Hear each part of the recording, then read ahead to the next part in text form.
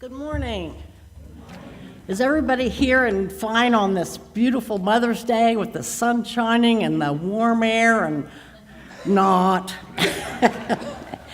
Anyway, I'd like to welcome all the mothers, and I would like to say that we have many types of mothers. We have pet mothers. We have mothers to our nieces. We have mothers to our children at church, teachers who have taught. That's just like a mother. And I would like for all those ladies to stand.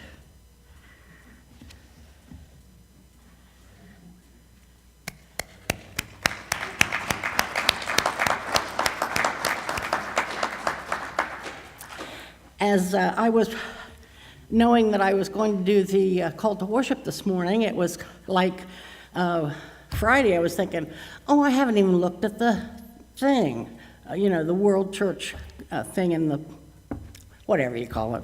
Anyway, but I picked up my devotional that day, and it's like, oh, that's my call to worship. Because in my mind, a mother, our Lord, and a shepherd are basically all the three the same thing.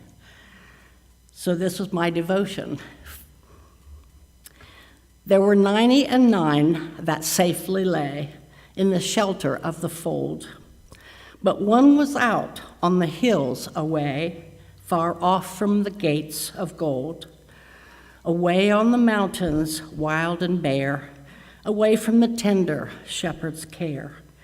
Lord, thou hast here thy 99, and thou not enough for thee? But the shepherd made answer, this of mine has wandered away from me. And although the road be rough and steep, I go to the desert to find my sheep. But none of the ransomed ever know how deep were the waters crossed, nor how dark was the night the Lord passed through, ere he found his sheep that was lost. Lord, whence are thy hands so rent and torn? They're pierced tonight by many a thorn, and all through the mountains, thunder and river, and up from the rocky steep, there arose a glad cry at the gate of heaven. Rejoice, I have found my sheep. And the angels echoed around the throne. Rejoice, for the Lord has brought back his own. And it's like that just spoke so much to this sheep that wandered so far.